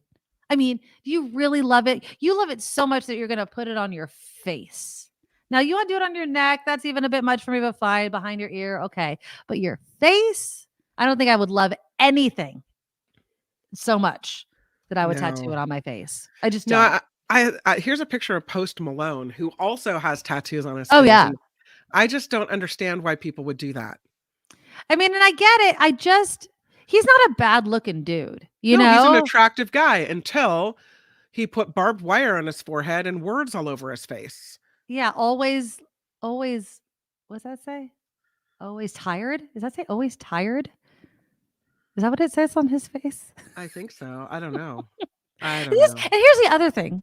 Like, especially words, you need to have that message on your face at all times. Like, you want everyone to know you're home at last or always tired. I don't get it. But again, Randy, you are 110% correct. Not a fan of face tattoos, but you do you. Exactly. And do you expect, though, when you, and great, they've made it in the music world. Their music is amazing. They're really kind, nice people. Yeah. But do you expect, though, as a normal person, not in the entertainment business, trying to get a job at pick a place, Target, Starbucks, wherever, that you're going to walk in and they're going to hire you with a face full of tattoos? Does it limit your income potential, do you wonder? You're not going to get hired in your brother's job as a CFO at a major company or a nonprofit or whatever. And so you're really limiting what you can do in this life by doing that. And then I would think that the response to that is, I'm going to be working in a certain type of field. I'm going to be a social media influencer. There was a guy on TikTok. I went down the rabbit hole, speaking of face tattoos, I mean, so many face tattoos. And he was a young guy. And I went through almost his entire page. And people were like, why did he's like, people always ask me why I did it. And he had substance abuse and mental health issues, and he came over it. And it was another form of addiction. He's like, I just went too far. He likes them. He doesn't regret them. Jim writes, used to be a manager at a company, and I had an interview guy that just got out of prison, and he had FU tattooed across his eyelids. Ooh, I can That imagine sounds you couldn't probably laser painful. that off because of your eyes. Like, you're stuck with that one. I mean, how do you tattoo the eyelid without tattooing the eyeball? I mean, that Ow. is just some delicate. Would you have to pull it up and put something under it? Just awful. Again, like Randy said, you do Yeah. you. There's consequences to everything, right? I mean, there's consequences to what you choose to wear, how you choose to talk, the way you look. And if you think that you can make it work in this world, face tattoos be damned. Do you make it work? Prove people wrong. More power to you. I'm not going to knock it. I would never advise. I don't even advise my daughter, and I have friends that do. She really wants to get her nose pierced. My So daughter, does Julia. I said it's a no. thing. No. Oh God, no. You're But 13. fake No. ones. Like I've gotten her fake ones that look, I'm sorry, very, very real. But she doesn't like it because they keep falling off because it's obviously not pierced into your face. And I go, look, you're gonna have a hole in your face. You will. Maybe a tiny one, depending on the gauge, but you don't need to do that. You could do fake ones and be done with it. And she just thinks it's like one of my friends, Leslie, has her nose pierced, and it's really delicate and it looks nice on her, and she has a great nose for it and what have you. But I tell my daughter, I'm like, you have a great nose. You don't need to pierce it. You just don't. But again, I'm trying not to overly poo-poo it because my dad was a huge poo-pooer of tattoos, and both of his children got tattoos as soon as humanly possible. Where it was legal, we immediately got tattoos. So it's kind of like, I don't advise it. You will end up with this. And then obviously only do it when you're legally allowed to. Don't go to somebody's stupid ass garage and get your nose infected. But if that's what you want to do when you're of age, I can't stop you. But I would advise you to know and hear stories from people that have gone through it and made mistakes to think twice. So that's it. So my mom, and this probably means they're all getting tattoos. My mom has 5 grandchildren. Okay. And she tried to strike a deal with all of them. Okay. Not to get any tattoos ever. Okay. And she said she doesn't like them. Okay. She's of a different generation, whatnot. She doesn't like them. And if you promise to get a tattoo, then you get a prize. Never to get a tattoo, then you get a prize. And if you ever get one and go against our deal, you get cut out of the will. Like as if there's anything big to leave anyway. Well, they don't know that, right? They don't know that. I mean, no. So it becomes more of a taboo thing then. It becomes this, I really want it because I can't have it. Yeah. So that's why you really have to balance it of, look, I have bad tattoos. I know people that have bad tattoos. I've seen somebody get, an infection from a piercing. You could share as many horror stories as you want to. Yeah. And then just be like, here is the evidence. Now, on the flip side, there's gorgeous tattoos. There's people that have been pierced with no problems. It's true. Take from it what you will. But my only advice would be 1, don't. And 2, if you're going to, if it's a tattoo, make sure you really want it. I mean, for a year, make sure you really want it. Never just go and get a tattoo. Like that's never going to work out, please. And if you're going to do something on your face, just know it's going to leave a mark. It might not be the mark that you're going to want for the rest of your life. Just please not on the face. Yeah. I let it. Yeah. You just got to balance it though, because again, you push too much of no. It's going to be the first thing that they want to do. Liz says, I don't like tattoos. When my son got one on his arm, I was furious. Then he got a few more on the same arm and I just resigned. He's a young adult, but he knows that I don't like it. Yeah. You could tell them you don't like it. And then they're like, well, I'm my own person. I'm an adult. And you're like, yep, that's the growing. That's the cycle that happens all of the time. So there you go. Before we get to Kim's news, I did want to touch on, of course, what happened over Memorial Day. There was that shooting at Hollywood Beach. And then did you see down in Southern California, those Marines that apparently got beat up by a mob of kids. So I'm going to show you a little bit of the video. It might be a little disturbing to watch, although I'm sure, sadly, many of us have seen. Here we go. Night. Now, in this video, it begins with Marines walking away from a crowd. Take a look. You can see them walking upstairs on the left side of your screen until something causes one of them to turn around and begin fighting with that crowd of what appears to be teenagers and young adults. Then everyone is throwing punches. At one point, the victim, so he throws you something can right see there. it from behind in the video. And You this can guy see a goes large after scuffle him, breaks out, and at one which point, what was probably appears not to a be good two idea. victims are seen on the floor, curled up in fetal position. Well, watch as this teens video. Kick them multiple I hope this times. is the video of the people that Two stopped people it. attempt to break it all up. Look at these. And the Hold on. Orange County Sheriff's Department confirming this fight indeed happened here at the pier last Yeah, look Friday, at these involving adults several right here. Marines This woman and right here numerous and this juveniles guy right and here. young adults. Stop the Their mob. deputies arriving on scene, and they say their I would deputies be are continuing that'd to be me, Kim, investigate what in the middle of happened. everything. Now, the mayor weighing in, the mayor of San Clemente, his name is Chris Duncan, saying this behavior is, quote, absolutely unacceptable. And while he's grateful no one was seriously hurt, he also says their city council has decided to hire 4 more deputies to patrol the beach areas. In the meantime, the sheriff department says no arrests have been made. But back here live at the pier, Megan and Lauren, I want you to take a look at this. There's a sign right here up where it says entrance to the pier. It says SC San Clemente supports our Marines. In the meantime, the police say they're going to be increasing their deputy presence. Yeah, so they're increasing the patrols, which is, on the cusp of summer. The Hollywood Beach, there's a shooting, apparently between 2 groups of people, and guns, of course, pulled out. 1-year-old hit by bullets. I mean, thankfully nobody died, right? I think at last check, nobody died, but 9 people were injured, including children. We got these Marines, and I will say this, from that video, it does seem that there was some responsibility on both ends. One of the Marines went after that group of kids, but apparently they were also being followed. So it's just madness sometimes. And you wonder, how do we prevent things like this from happening, especially again with summer about to start? And I like the fact that San Clemente is adding some officers. Yeah. And again, I love that SF Tesla brought this up just now. I thought San Clemente, even Greater Orange County, was such a conservative little town. That I got into an argument with my father yesterday about this damn thing.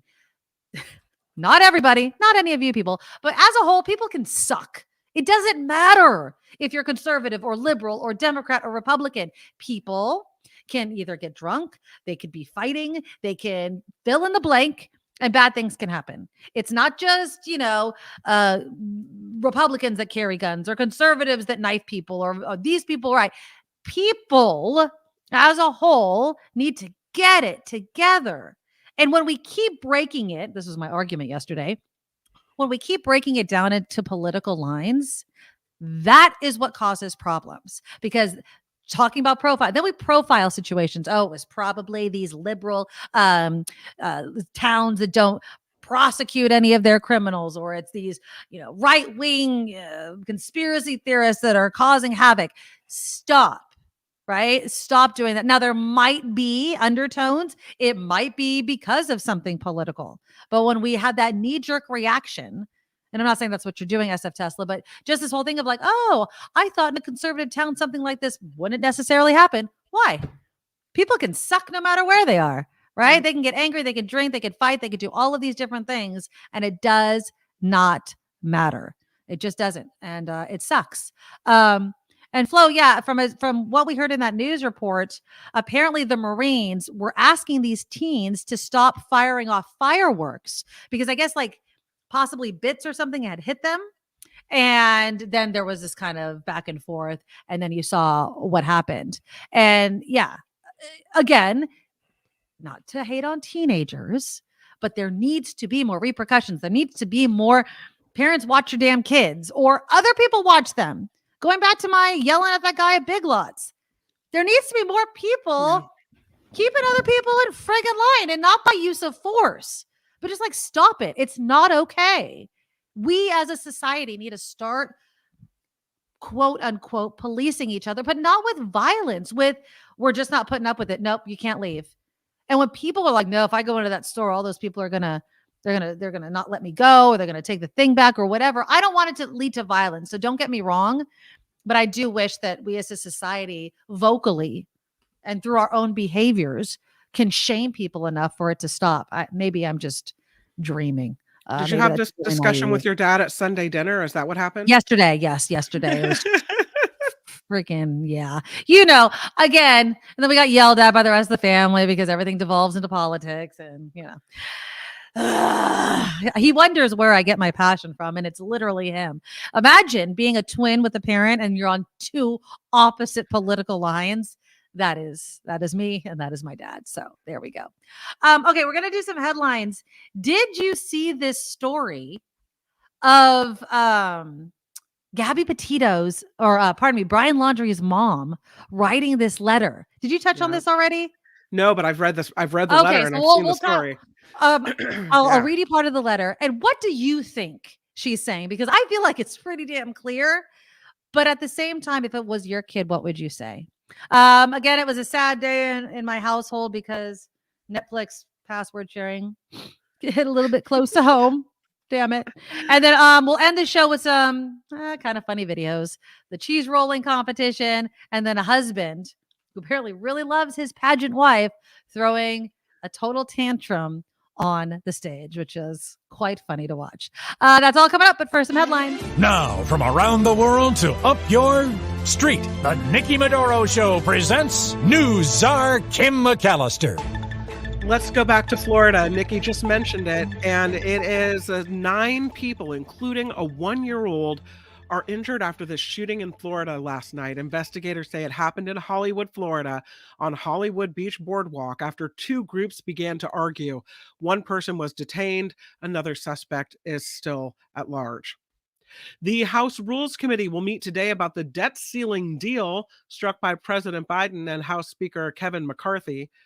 The full House is expected to vote tomorrow on this bipartisan deal that raises the nation's debt limit for the next 2 years. It needs to pass the Democratic-controlled Senate before the June 5th deadline to act or risk default. But I will say that House Rules Committee might not move it right out. Florida Governor Ron DeSantis will hold his first presidential campaign event in a key primary state today. He will visit Des Moines, Iowa this afternoon. DeSantis also expected to make stops in New Hampshire and South Carolina this week.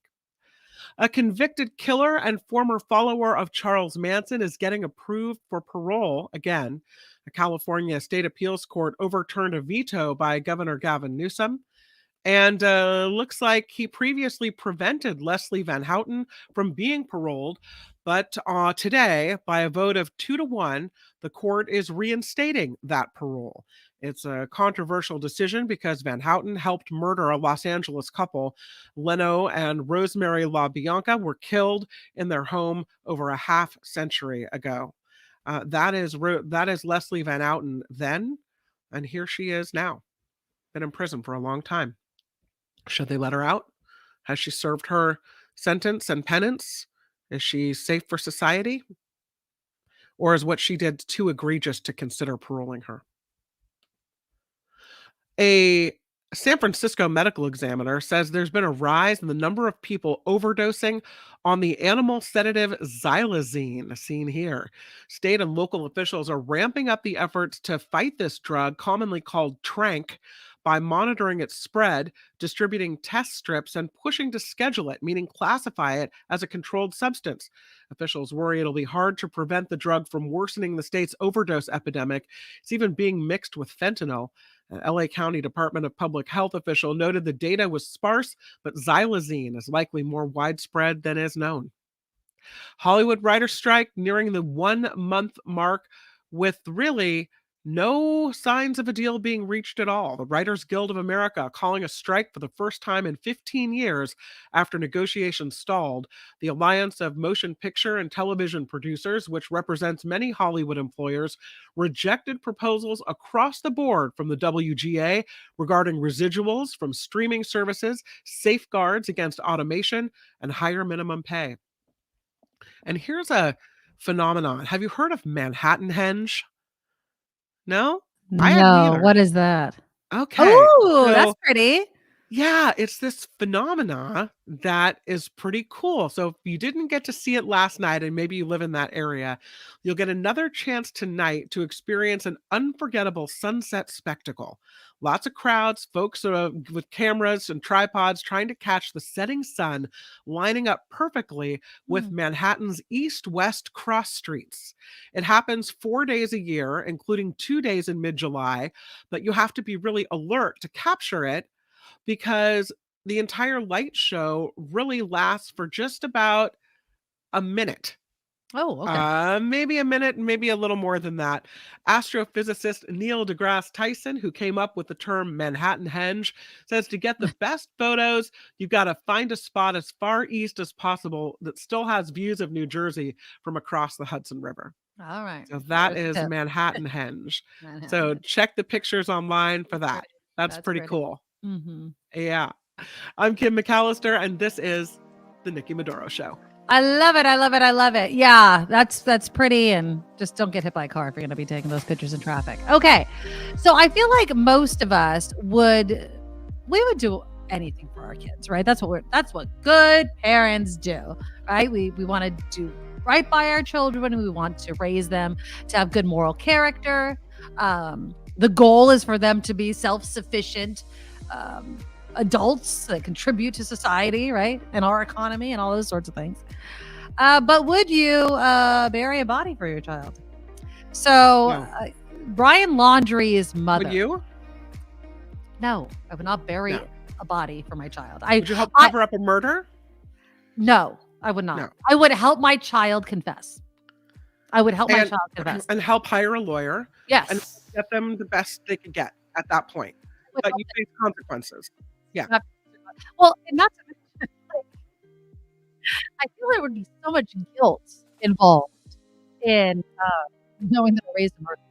Right? I mean, where did I go wrong? I would probably be asking myself. So, the mother of Brian Laundrie, who killed his fiancee Gabby Petito and later himself in 2021, wrote this letter. This is what she said: "I just want you to remember, I will always love you, and I know you will always love me. You are my boy." And so I'm going to stop right there. Like, that even gets me choked up, right? It's like, I have a son. I love my son. I love my daughter too, but I'm just doing the mother-son thing. She writes, "Nothing can make me stop loving you. Nothing will or could ever divide us. No matter what we do or where we go or what we say, we will always love each other." Okay. Now she writes, "If you're in jail, I will bake a cake with a file in it. Oh. If you dispose of a body, I will show up with a shovel and garbage bags. Oh. If you fly to the moon, I'll be watching the skies for your re-entry. If you say you hate my guts, I will get new guts." Ding, ding, ding. This is where it went wrong in the parenting aspect of it. No. Wrong, Roberta, which is her name. Wrong angle. These are conflicting messages. You raise a child, but you also raise a child. Like, I want my child to know they can always come to me, but not to help you bury the body, but so I can guide you to do the right freaking thing, which is, one, don't beat your girlfriend, right? I manage your anger. Don't kill people. And if you do any of those things, you own up to it. But this is not an own up to parent style. This is I'll do whatever I'll get it you takes off. to Yeah. make you love me.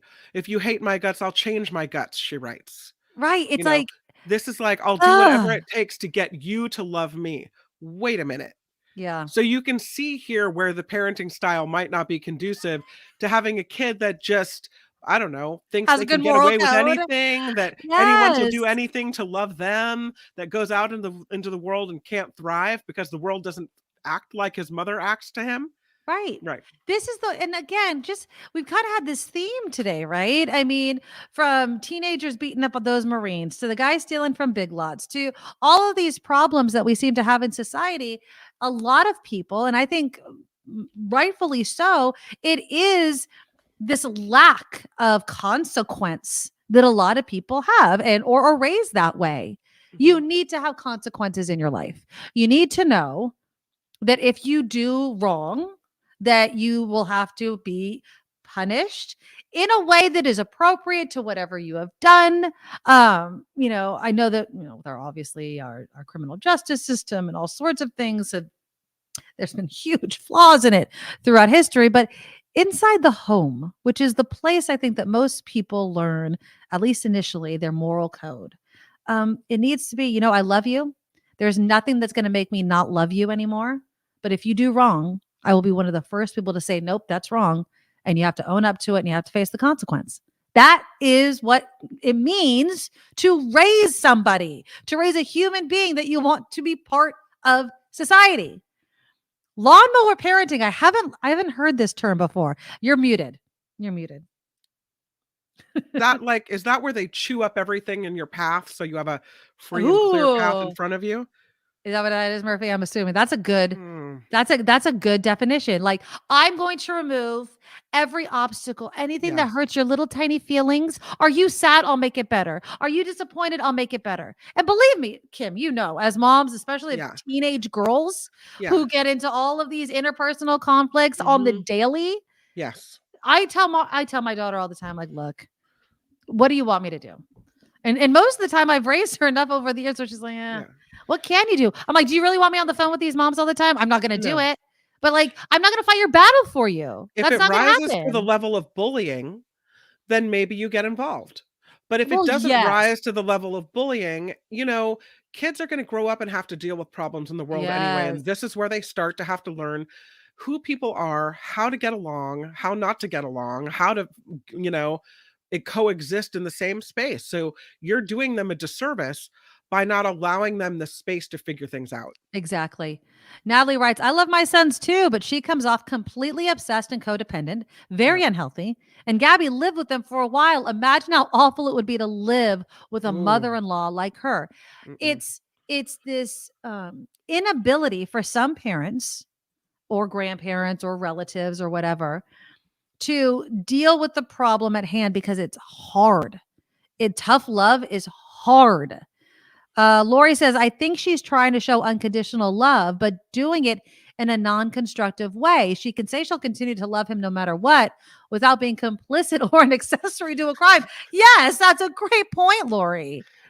It's you can't teach kids that any obstacle in their path their parents going to get rid of, right? I didn't make the team, so the parent's going to call the coach up and berate them until they get on the team. Oh, I didn't get a role in the play that I want. Oh, I'm going to berate the director until you get a role that you do like. I didn't get a good grade on this. You're going to berate the teacher. What? And then you heard about parents that go to employers. Why?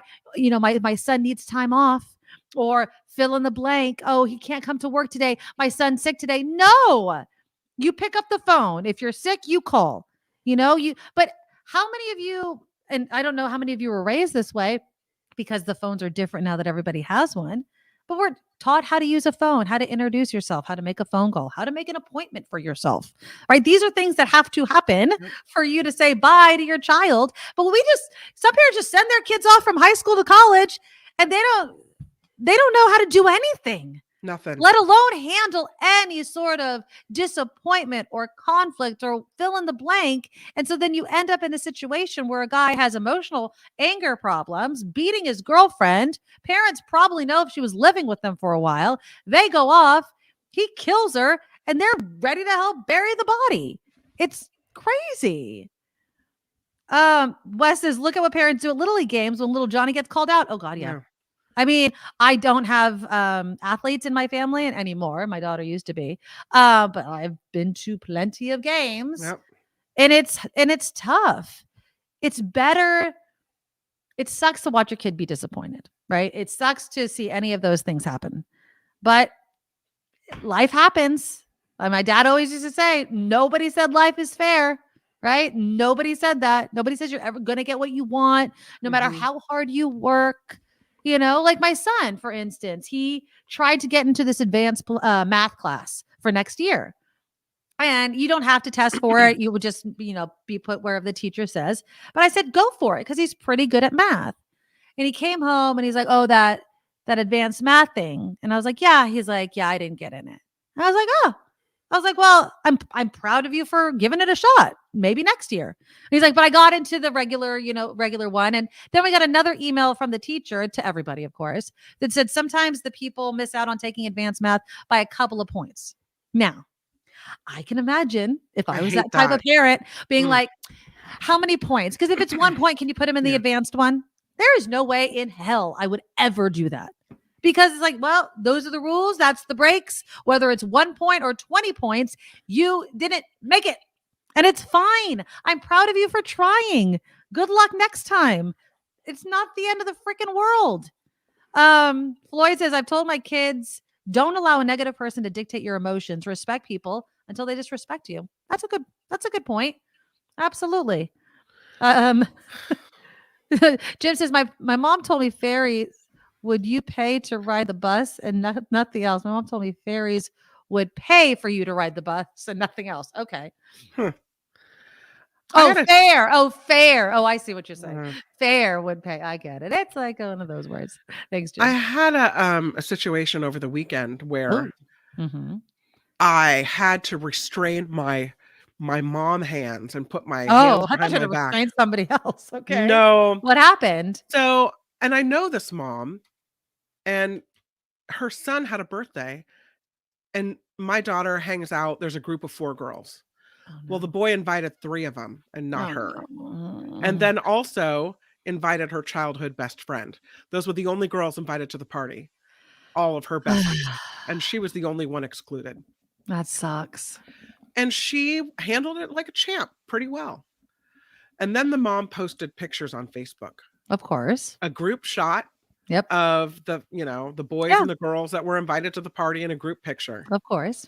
And I had to really restrain myself from typing something. Yes, you know absolutely. Absolutely. It would have been incredibly rude for me to say anything. They could invite whoever they want. Exactly. But I thought to myself, I don't ever want to be the parent that someone else thinks of like that. Like you have been and you will be. You have been and you will be. Because there's no way for you to invite everybody, right?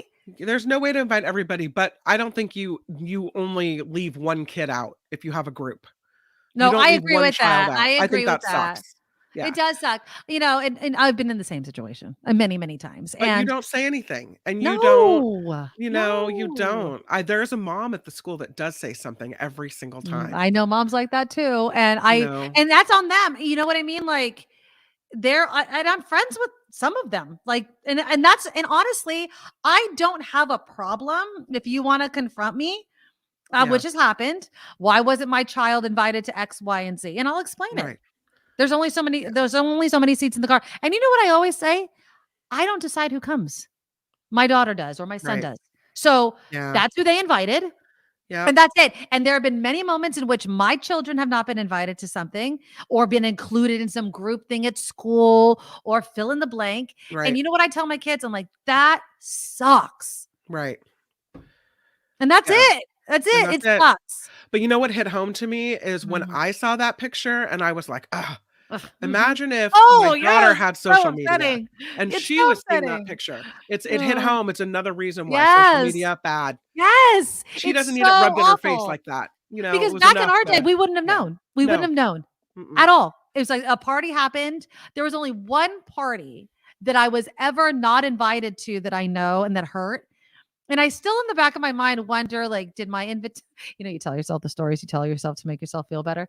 Like, was I still, I'm torn. I'm like, he invited everybody in the entire class but me. And like, there was no animosity between myself and him. And so part of me is like, did my invitation get taken by someone? Because there was like an invitation on everyone's desk type of thing, but I didn't go. People asked me, I'm like, I didn't get an invitation and it hurt. Yeah. Like everyone's like, are you going? And I was like, I wasn't invited. They're like, everyone was invited. I'm like, I didn't get an invitation on my desk, so I'm not going. And I never but I didn't go up to him. I didn't make my friends go up to him and say, even back then, I was in middle school and didn't do that. So if I'm not doing it in middle school, there should not be adults fighting those battles for kids right now. No. That just shouldn't happen. Nope. So I don't know. It sucks. It really, really does suck. Staying on the kid tip for a second. Real quickly. Did you see it? I want your take on this, Kim. As a parent, especially of a teenage girl. I mean, and I'm going to say the boys deal with this as well, but I'm just going to focus on teenage girls. The American Academy of Pediatrics has published new guidelines for the treatment of obesity for the first time in 15 years. Okay, this happened actually this year. And it shows that many of them are actually advising, in some cases, weight loss surgery for children. No, absolutely not. Does that not seem No. a bit much? They say the new guidelines urge prompt use of behavior therapy and lifestyle changes, and for the first time, recommend surgery and medications for some young people, not everybody. I don't know. And the reason why I bring this up for young people is I know so many people, especially in middle school, high school, who are bigger. And then they grew up and they weren't bigger anymore, or they kind of grew into their size. And I'm not just talking about obesity. I'm talking about height. I'm talking about all these sorts of things, right? Do you think that having weight loss surgery is something that should ever be recommended, especially for a teenager? Because now I'm thinking like nose jobs, breast implants, looking in the mirror at your body as a teenager and saying surgery is going to fix me. No.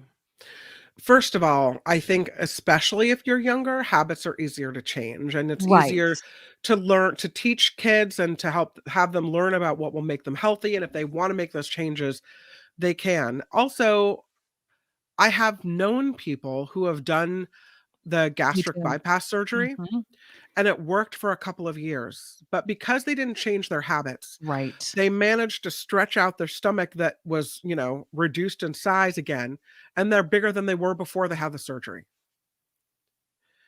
I don't think tampering with your guts and your insides at a young age is advisable. Yeah. I think you try everything first. And if it gets to the point where someone is really truly at risk of health effects, type 2 diabetes or joint pain or heart issues or whatever. Yeah, if there's like a life-threatening, like Lori was saying, what if a kid's life-threatening overweight, like 200 plus pounds with a high blood pressure and cholesterol, depending on their height, of course. Maybe, but I think you try everything first. Everything else but that first. Because that can have complications and it can lead to, lifelong stuff. I mean, I have a friend who recently, she worked with us at KGO and recently had that surgery. She looks amazing. She's, everything's going really well in that weight loss department. She's dropping weight. She's feeling great about herself, and that's wonderful. But you have to keep those, it's not just that. You have to keep on track. And the same things that, the reasons that maybe you were overweight in the first place can come back to get you if you don't take care of the problem emotionally as well as physically. Yeah.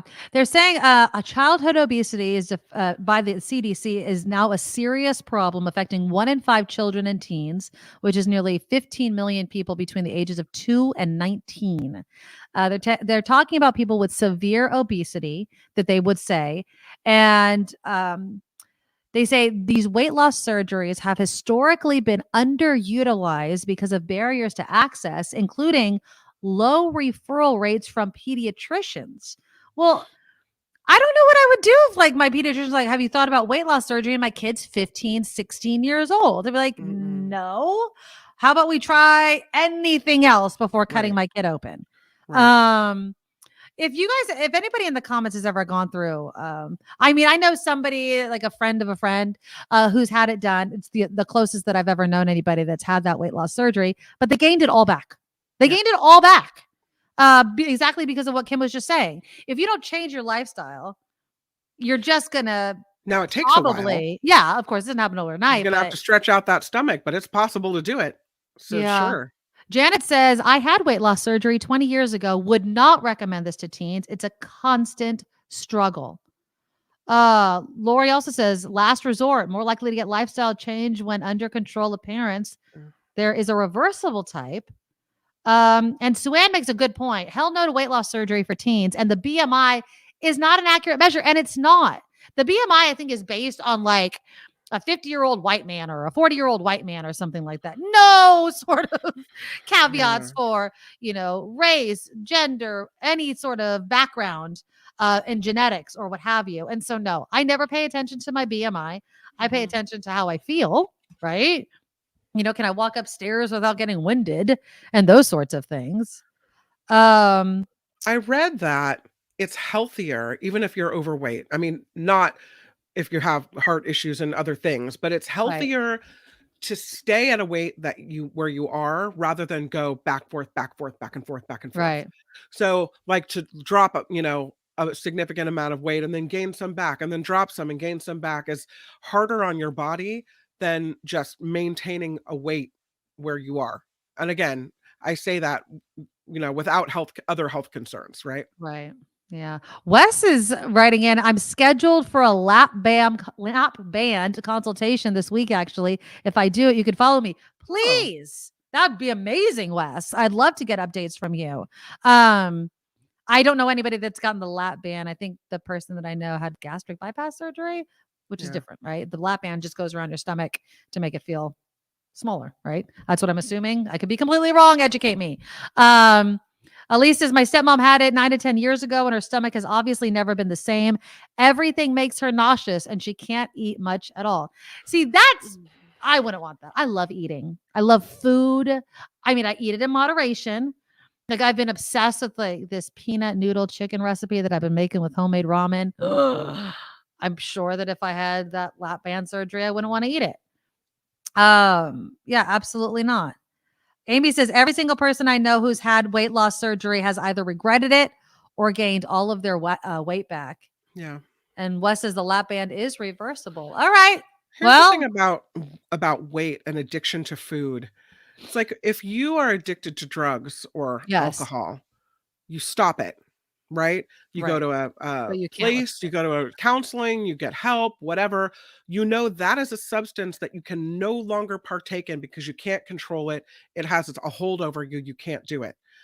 If, though, you have a really interesting relationship with food, it's not like you can go cold turkey on food. Everybody has to eat, right? You're muted. And so if everyone has to eat, then how do you control a food addiction where you still have to partake of that thing that you're addicted to?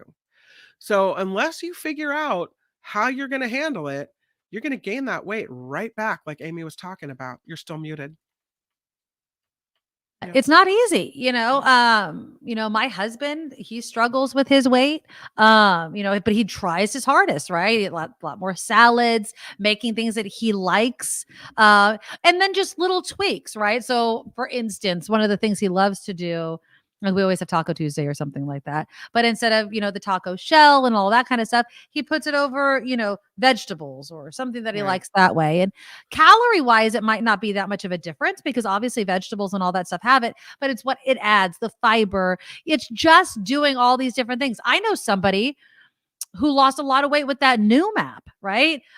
Which deals with the psychological aspect. Whatever works for you. Some people like Weight Watchers or Curves or fill in the blank, but it has to work for you. There's not one single bullet like that Ozempic, the shots that people have been giving themselves that you have to stay on for the rest of your life. You If you want to do? keep, oh yeah, you have to keep. Oh, I'm pretty sure. I mean, I think you can stop and taper off, but most of the articles, I think, and I could be wrong, that I've read, yeah, you start gaining it back because it makes you feel full. So if yeah. you're not taking the shot that makes you feel full, you're going to feel hungry and you'll start eating again, I would assume. Here's something I don't understand. Okay. A lot of times before they'll do a gastric bypass surgery, Mhm. this is what I've heard because I've never considered that or gone into consultation for one, but I've known people who've had it, an in-law and then our friend at KGO. Okay. But before you do it, they'll say, we need you to lose 50 pounds Right. So in so order that you can do it. to show that you can do it and that you're committed to this process. Well, if you can lose 50 pounds on your own, why do you need the surgery? Why Maybe you have to can't, lose more than 50 pounds. well, if you have shown that you're capable of losing 50 pounds and that you're committed to that process, keep going Yeah. It's harder rather than though. having somebody tamper with your guts. I mean, I I- agree with you, but I think that, they always say the first, I'm just going to throw out a number. The first 20 is easy to lose. It's the last 10 that are the hardest, Yeah, it's true. So, Yeah. I don't know. But my heart goes out. But again, going back to why I brought it up, recommending weight loss surgery to children It seems surprising, but the American Academy of Pediatrics is saying, yeah, it should for severely obese, not as, oh, I want to lose 15 pounds kind of thing. Sam writes in, I lost my cousin 15 years ago. She was 31. Doctors screwed up. She ended up not eating and got many organs slowly shutting down. Oh, from weight loss surgery. Oh my God. I'm so sorry, Sam. Yeah. Surgery comes though with complications, right? There's always risks of surgery. If you could do it without it, definitely do it that way. Square says some folks seem predestined for being large. It's not one size fits all, so to say, when it comes to solutions. Full stop. Yep. That's a great way to end this. Yeah. Talk to your doctor, right? See what you can do without surgery. Yeah. Surgery is always, in my opinion, last resort. It's not something that I personally would want to do to my body, but if it works for you with your doctor, you know. And Gina says a coworker had gastric bypass surgery. She was happy with the weight loss, but she was miserable otherwise. She really regrets having it. Interesting. Okay, we have a couple of headlines to do, and then we're going to lighten things up before the end of the show. Click the thumbs up button. I do want to say thank you to some people. Sam, who was just on there, $10 donation to our super chat. The best superheroes always, Nikki and Kim. I love you, Sam. You're so sweet. That's so nice. Walter, great show. Listening to the audio today. Aloha, baby, with a $10 donation. Thank you, Walter. James, of course, came in with the $3 super sticker earlier. Wes also started us off with a $5 super sticker. It's a super chat. Just look for the $sign. It's right underneath the live comments. And please consider, if you haven't already, or even if you have, maybe bumping it up, please join our Patreon. Become what I call a Medorable. Just go to thenikkimedoroshow.com, thenikkimedoroshow.com. You could donate any amount. You know, obviously, the more you donate, the more likely it is that we can keep this show up and running and on YouTube for you guys every single week. So again, go to thenikkimedoroshow.com. We'll have some funny videos that you have to see right after headlines with Kim. Now, from around the world to up your street, the Nikki Medoro Show presents News Czar Kim McAllister. And to tell you, I was completely unprepared for headlines with Kim McAllister. You could do a short one. Just like if you want to do a couple of headlines, because I think I was really into that weight loss conversation. But okay, so good. I don't have any pictures for you, but let me go. Okay, I'll give you something. House Speaker Kevin McCarthy is facing threats of being ousted from the speakership over the debt limit deal he negotiated with the White House. Members of the conservative House Freedom Caucus voiced opposition to the bill today, arguing it doesn't go far enough to rein in government spending. North Carolina Congressman Dan Bishop became the first member to publicly say he is in favor of using the motion to vacate to force a vote on McCarthy's ouster over this deal. Other conservative members dodged the question, with the House Freedom Caucus chairman Scott Perry saying he is currently only focused on stopping the bill from moving forward. Wow. 5 people remain unaccounted for after an Iowa apartment complex partially collapsed. It happened on Sunday. A 9th survivor was found on the 4th floor of the building in Davenport yesterday. That came after officials said they didn't believe there were any unaccounted for residents still in the building. The Davenport mayor said 2 of the 5 unaccounted for people are believed to be in the building, and so now protesters are gathered outside that building with signs reading, "Who's in the rubble? Find them first," after the city said it planned to begin the demolition process on that building today. Writers Guild of America targeting top executives' pay in letters sent to major shareholders of Netflix and Comcast. On Tuesday, the WGA president Meredith Stein urged shareholders to reject the Say on Pay proposal, which asks them to sign on the company's prior year pay packages. In the letters, Stein detailed the disparity in pay between top executives and writers. As the strike moves into the summer, the Guild is successfully building pressure on studios by shutting down active film productions, and they'd like to get the shareholders on board. The Guild continues to gain leverage with its actions based on its ultimate goal, sending that message to studios. New York Congresswoman Alexandria Ocasio-Cortez warns a Twitter account impersonating her is going viral. The Democrat is accusing Twitter CEO Elon Musk of engaging with it, saying the interactions have boosted the fake account's visibility. The account allegedly releasing false policy statements and gaining spread. The account does have a blue check mark and repeatedly notes it is a parody. However, the real AOC is urging her followers to be really careful of what they're seeing and what they're responding to there. I don't know if you heard about this one, but the executive who helped build the Golden State Warriors into an NBA dynasty is now stepping away from the franchise. Bob Myers telling ESPN he's stepping down as the team's president and general manager. The two-time executive of the year said, it's just time.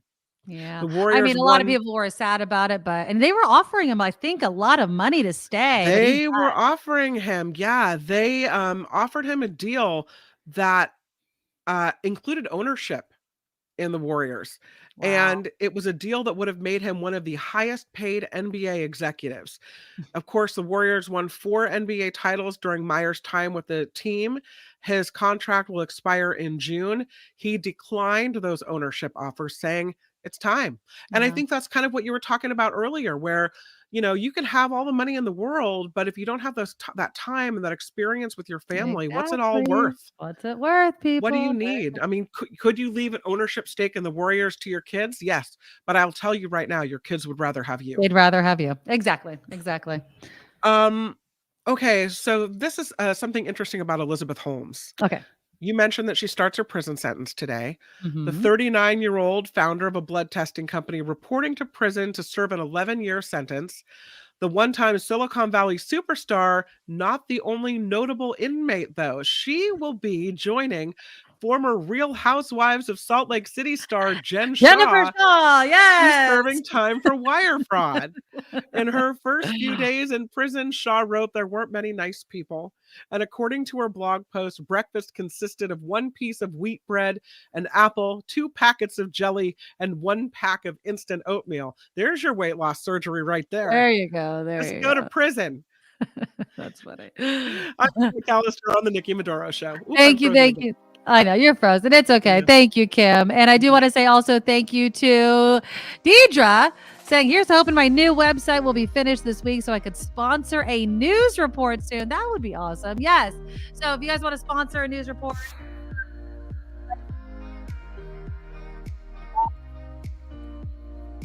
and we always appreciate all the support that we can get to keep the show up and running. Okay. So I have a couple of quick videos to end this show today. Look, we were talking about Brian Laundrie's mom, right? And how much she loves her son and what she'd be willing to do because she loves her son. Now let's take it the spouse way. What would your spouse do for you? So apparently there was this beauty pageant in Brazil. And I want to bring it up. I don't want it to take too long. So that you know that scene where the first runner-up and the winner are holding hands because they're waiting to see who actually won. So here's what happened. And again, this was in Brazil. This is all thanks to TMZ. So the 2 ladies are watching or holding hands. They're waiting, smiling. And the woman on the left in the silver dress wins. Okay? And so they're about to put the crown on. And there goes the husband. The husband of the other one takes the crown, smashes it on the ground. Are you kidding? His wife away. And then look, he gets even more angry. Picks up the crown again. Oh, smashes it again. He don't give a crap. He does not care. He thinks it's great. It's like, she was wrong. Oh, how embarrassing.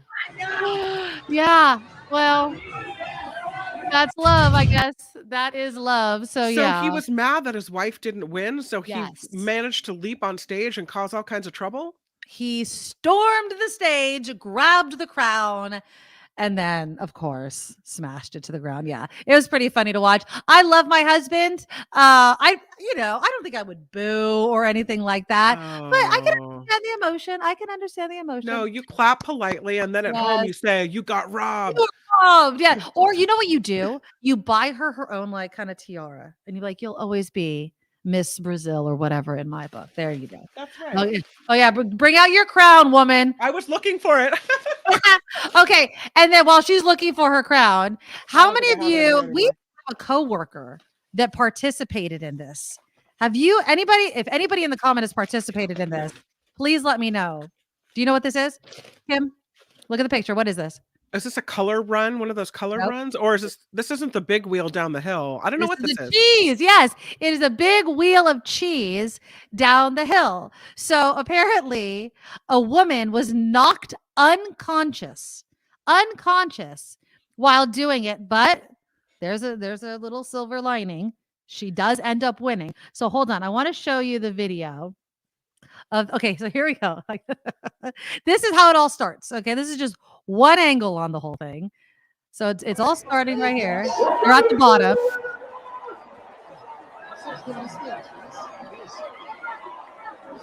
The one that crosses that like line or whatever wins in whatever way your body makes the cross. So they're coming. People are falling. But it's the woman in the black right here. And boom! Yeah, boom goes the dynamite for her. So she was knocked out, but don't worry. Hold on.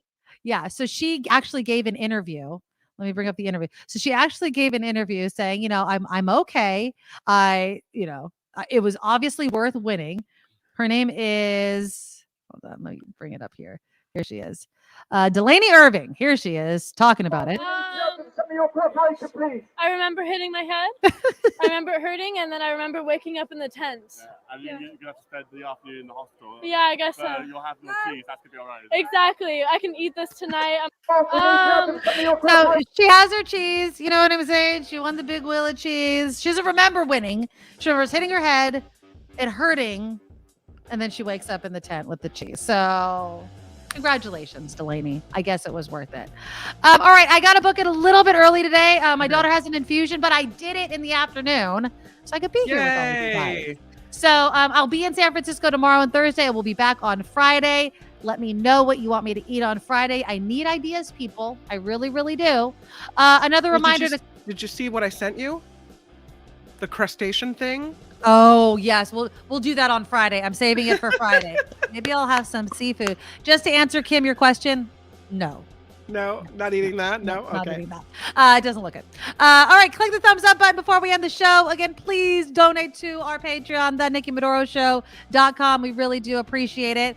And we'll talk tomorrow. Bye. Nikki, you're all so awesome. You're proud, like a beautiful blossom. You're also the best. I really can't rest. You're all so awesome. Wow. Okay.